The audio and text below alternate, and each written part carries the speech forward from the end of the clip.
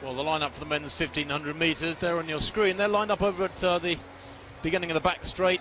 Bethwell Bergen, recent good 5,000 from him. Henrik Ingebrigtsen, of course, the former European champion. Chris O'Hare in very good form already this year indoors, the European Championship bronze medalist 2 years ago. But the big names, Manangoi there, is certainly amongst the favourites. The Kenyan with Robert Biwott and Silas Kiplagat, the World Championship silver medalist back in 2011. One of the quickest men in history.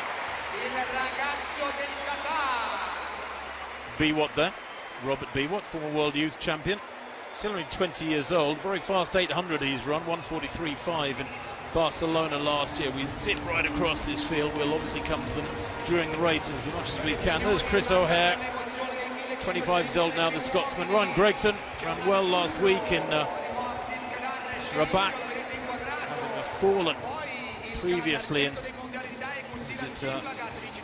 Doha, the Australian, so he's rounding into good form. Quite a big field, I have to say. The pace that's been requested too, very fast indeed, 150.5. I think that might be fictional myself. 150.5 at 800 would be way inside world record tempo, and 2:19 at 1,000. World record, of course, was set here by El Garouge back in 1998. That world mark still rebuffing all challenges, 3:26 exactly. 14th of July, 98, coming up towards its 18th birthday. I'm on Aman Wote, another name to watch here. World Indoor Championship silver medalist back in 2014. 3 national records he has set, the Ethiopian. His best is 3:29.91. 30 men have now gone under the 3:30 barrier. It's been done on this track plenty of times. A track which also saw El Garouge's world mile record, remember, back in 1999, the year after his 1500 record.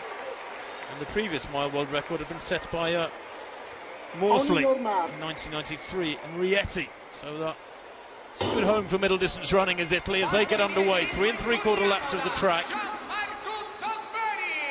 Now Ingebrigtsen in those dark glasses towards the back there on the right, with about 15 or 16 bodies in front of him. The first pacemaker, Rotic, comes roaring across. Big fella, just the ideal build for a pacemaker. But Steve, 150.5, probably a little unrealistic, isn't it, for an 800 split? Yeah, I'm not sure who would have asked for it. You know, Manangoi's been in pretty good form, obviously. The only person who could go with anything like that is Kiprop at this point. And I think this is a race where the likes of Manangoi, it'd be great to see, as you said, what Biwott can do here. You know, win these races, and yeah, you want a decent pace set, but surely 150.5 is unnecessary, because there's one thing for sure: you go out that hard, third lap's going to be slow. Well, they're coming towards 1 lap, that's all so far. 53.94, it is quick. Now that's the pacemakers. Most of the pack will have gone through in around 55 seconds there or thereabouts, so fairly solid for the first lap. The second lap is usually a second and a half slower, so we would expect something around 152 at 800 metres. The fastest time in the world this year, 3:32.15 by Asbel Kiprop when he destroyed the field with a dominant run in Doha, some 3 weeks or so back. That is vulnerable, there's no doubt about that. It is quick, they're strung out in single file. Ingebrigtsen of Norway towards the back of the pack, just trying to see where Chris O'Hare is at the moment. He's just in front of Ingebrigtsen, about 6th from the back. They come through with 2 laps to run. The time 1:37 there for the pacemakers. The pack are beginning to drop further and further behind them. Well, that's where, you know, it's just silly, really, and, you know, the pacemakers only keep going. I mean, Manangoi obviously is just backed off, because when you run that fast for the first lap, they've gone through in 1:51.8.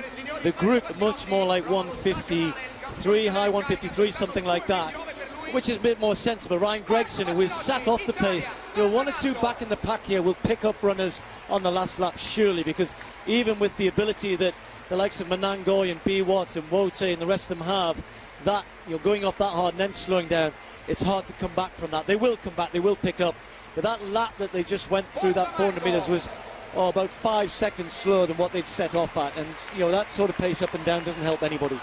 Manangoi then at the front now as the second pacemaker moves aside. Wote in second place, Tesfaye in third there. Moving through is Gregson towards the bell, which they hit now in about 2:38. It's nothing like the pace that had been requested. As Steve says, you sometimes wonder who requests these crazily fast tempos. The conditions here in the stadium, well, it's a cool evening, actually not too bad at all. 300 metres to run. Manangoy from Wote. It's anybody's race now. Tesfaye on the outside as they head down the back straight. There's still 8 or 10 men who could take this one. Carvalho moving wide down the back straight with Manangoy running the shortest line, looking up at the big screen, just managing this one with 200 to run. Wote it is, the Ethiopian record holder, in second place. He was only 6th in Doha and 6th in the Prefontaine Mile last week.